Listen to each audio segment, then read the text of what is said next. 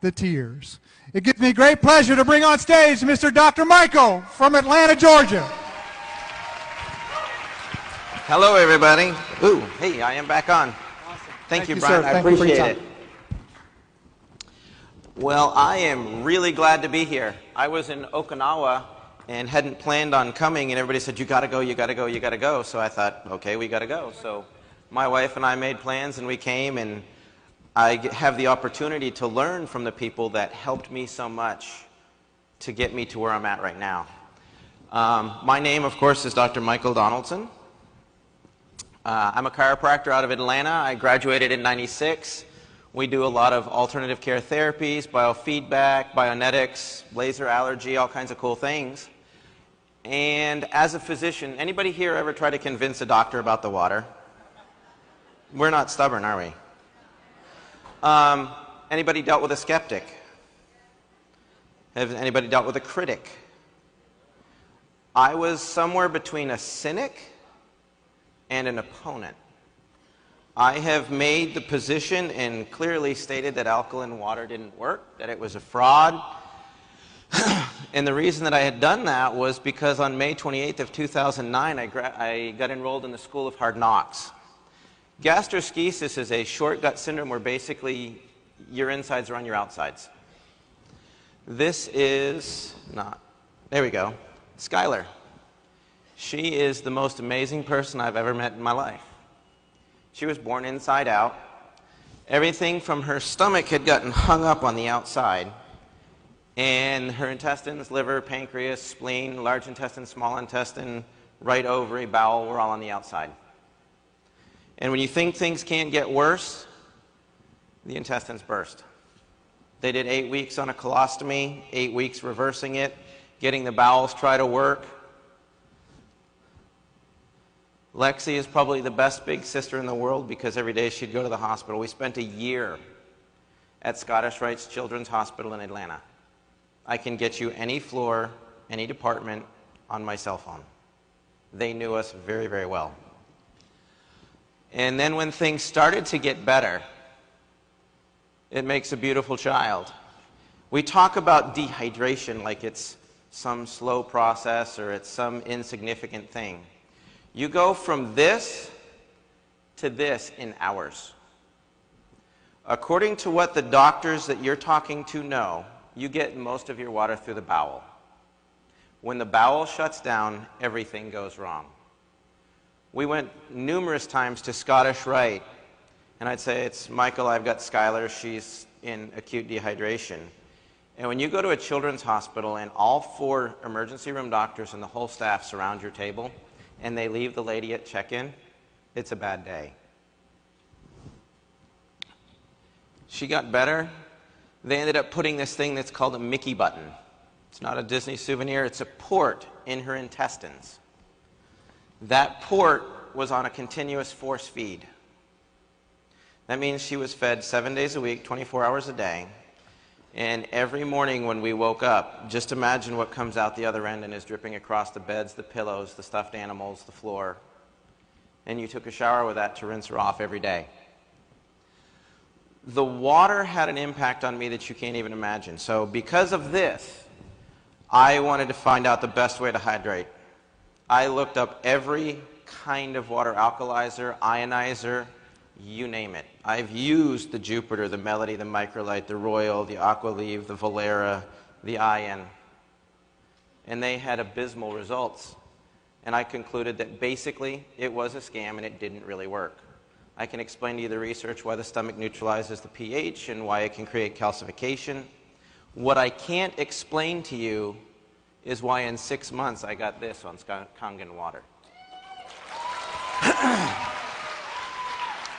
Now, a little more background. Bless Amy Tyler's heart, because she walked into the office of an opponent and a cynic that was extremely well educated and wrong. I actually tried the water under duress. We had 6 or 7 people come into our office and try to pitch it to us. And honestly, we have so many people trying to pitch us so many things, it gets annoying. And I had tried all the water ionizers, and I knew. And we had some tests run. Long story short, Skylar was in failure to thrive, hemorrhaging from the bowel, unknown bleeding, anemia, you name it, it was a bad day, and she's laying on the table as I get this phone call. And so as a chiropractor, you know how we adjust your neck, right? I'm trying to regroup from this note, and Amy pops up and goes, Dr. Michael, Skylar doesn't need to suffer because you're too stubborn to try the water. I'll give it to you for free. I finally turned around and said, okay. In my mind, I was like, God, she's here for this, so it means something. I'm going to sit down, but I'm standing up on the inside. I said, fine, Amy, I am done. Now, you got to understand, she was a pharmaceutical rep. She read Guyton's Book of Medical Physiology. She came in and said, I understand the pH thing. I don't know why it works, but it does. I'm like, what are you going to do? She just... So I'll try your water, and then I'll run the tests, and I will prove to you that you are wrong, that I am right, and then you have to promise never to bring it up again. She's like, fine. So that was a Thursday. We had the water Friday, Saturday, Sunday. Monday morning rolled around. Now you got to understand, with a Mickey button, all this distension, gas, cramping, crying at night, bowel sounds, just the gurgling, can't imagine. Amy, yeah, it's Dr. Michael. Yeah, I'm having crow for breakfast. I need more water to wash it down. All of that was gone. Now, was it just the water? We were doing everything. We were doing nutrition, detox, foot baths, all that stuff. No, she wasn't doing just the water. But the water was a critical piece. And to answer that, everything we do clinically to help a sick patient adds up to 28%. You take every sick person in the world, and there's something wrong with the 28% that isn't just water. This is not a cure. I'll tell you, some days it feels like it. My oldest daughter was the youngest goalie to make the Olympic development team in soccer. She had to quit. Sick patients affect the entire family, not just the patient. We couldn't go anywhere more than an hour to 2 hours away from Scottish Rite at any given moment for 3 years. Our lives shut down. I wouldn't be in Orlando because I had to be close to the hospital. You couldn't get someone to babysit your child because that little button, she bumps it, it rips out. Not that often, you just have to stick it back in. Anybody want to babysit that? Yeah, I didn't think so. It's not a cure, it's just science. It can save your life. But if you don't make healthy choices, your health benefits are going to be short-lived. It gives you the best possible 72% of your body to work with. That gets nutrition in, toxins out, increases energy, health, and healing. What I had to figure out was, as hard as I researched, why was I wrong? Simple. Your body's a saltwater aquarium. If you never change the water or get the filtration system going, you get a dirty aquarium and your fish die. Patients walk into our offices and this is what they've got. Coke, tea, coffee, GMO foods, you name it. So what we ended up doing was going, okay, so let's start with a basic process. How do you get this cleaned up? You get it cleaned up through cellular respiration. That's the means which you get good stuff in, oxygen and nutrition, and get the bad stuff out, CO2 and toxins. What's the mechanism by which this works? Hopefully you can see the yellow line around the outside and all the H positives? Can you see that? I don't think I have a pointer. Nope, I don't.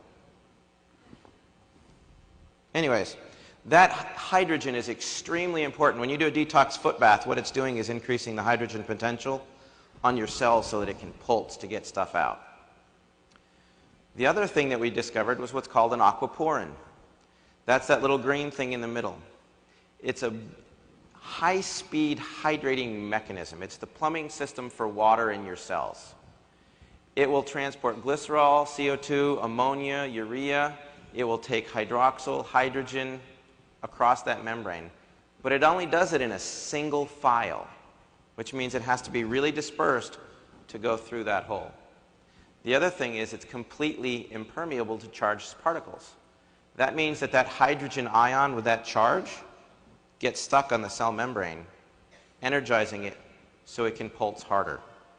When I say pulse harder, think like a jellyfish. If you've ever had an MRI, they introduce a charge and a spark, and your cells pop open. They do it again, your cells collapse. They take a picture, the computer generates an image. That's how an MRI works in a real basic standpoint.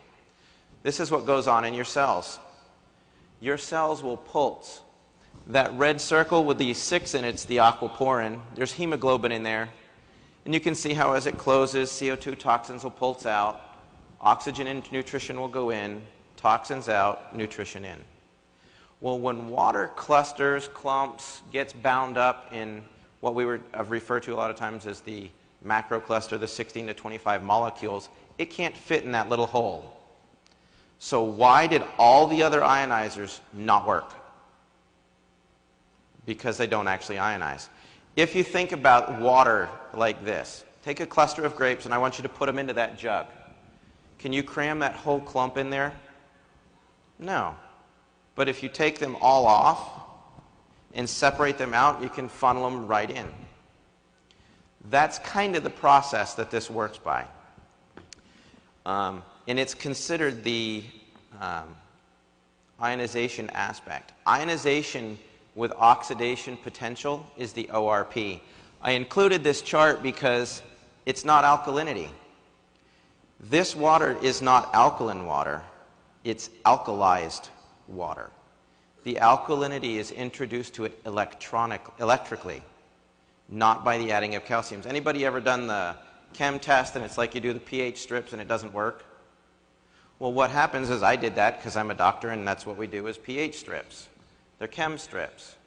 Well, if you start with a certain type of water, you run it through the machine, it doesn't change on those strips because you haven't added calcium, magnesium, and all the other stuff to it. It was already in the water. When you do the pool, you like, oh, we need to add more stuff. So you add all the chemicals, and then you get a chemical change. That was the answer for why I used the drops, because it was electrically charged water. The only one of these waters, there's about 6 of them up there that are alkaline water, but they have a high ORP, which means they're going to make you rust. They don't give you electrons. The other thing that every doctor will say is you can't separate, it's just H2O, you can't get hydrogen from it. Actually, it's called dissociation of hydrogen, which means you get a hydroxyl group and a hydrogen group. The easiest way to prove this, and it kind of made my brain hurt, somebody stuck a cigarette lighter and lit my water on fire. The only thing could be is hydrogen. You can hear it pop. If you go to my Pinterest page, you'll see that there's a video where the guy does it, and I do it in my thing. Well, okay, you shouldn't be getting hydrogen out of a filtered water, so it must not be just filtered. A more accurate explanation would be it's dissolved hydrogen in water, which feeds that cell membrane that gives the cells the ability to absorb water. They hydrate better, and it gets into the tissues. How do they do that with electrolysis? Well, electrolysis is basically a process. You have an electrolyte, which happens to be the water. You have current. You have plates. And some equation spits out. I'm a doctor, not an electrician, so I called a master electrician and said, explain this to me. He said, it's really simple. You need enough power and amperage and enough surface area to affect the materials you're working with. I said, I can work with that. So I started going to the different websites, and sure enough, I got an equation. So here's where those things come from. Those 25 dots over there represent the cluster of water. When you get a lightning strike or enough power on those plates, which is in the SD501, it will take that big cluster and separate it out. It energizes it like a static electricity charge.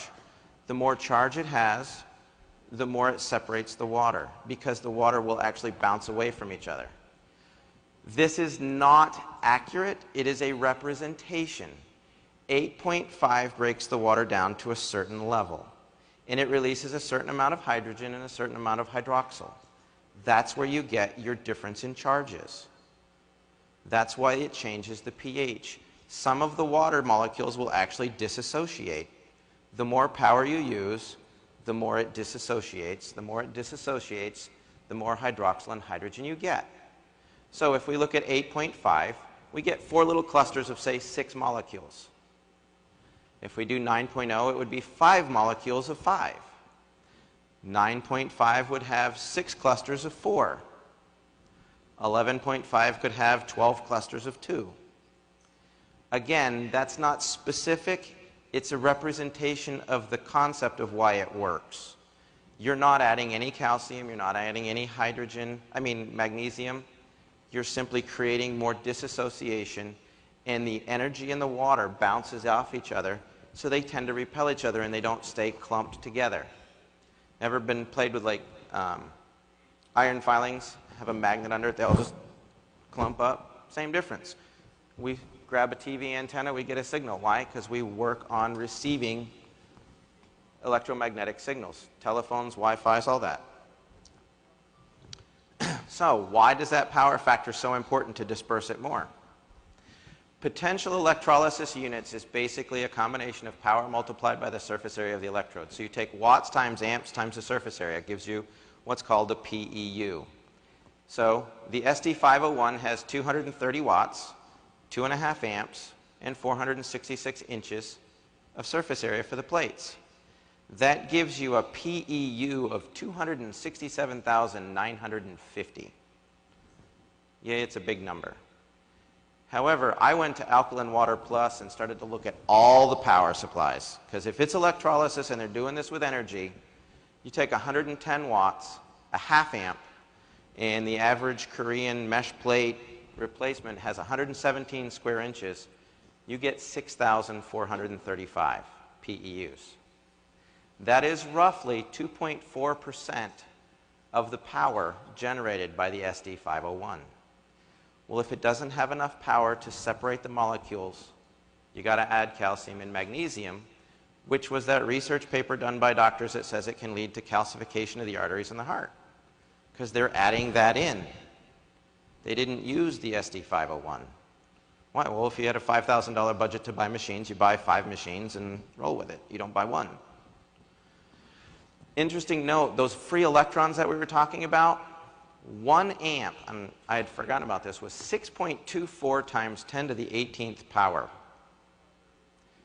That means times 2, so it's like 15.7 to the 18th number of electrons that are being freed up and used with this machine per second. That's where your electron donors come from. It's just doing a rapid and phenomenal job. When you do that online comparison, look at the power line, compare power to power, unit to unit. Don't compare a 230 watt unit to 110. Have your people, this is a competitor's website, and you go right across, and there's 110, 110, 110, 110, a half amp, amp. Oh, there's one for 230 and 2.5 amps, and you go all the way to the top, and it says SD501. It doesn't work like any other machine. Everybody knows the Otto Warburg issue. The bottom line is, if you have a reduction of oxygen, you'll shut down the mitochondria. Well, as you release the hydroxyl and the hydrogen and you create and saturate the tissues with more available oxygen, you don't shut down the mitochondria. That's what leads to all the other health issues, not just cancer. Antioxidants, that's the OH and the H. They work as a hydroxyl free radical scavenger, gets all the issues. Well, what will rust in your body in an oxidized environment is your hemoglobin. And everybody knows that hemoglobin is in your blood. But what ends up with is it's in your brain, your lungs, your tissues. Hey, Skylar.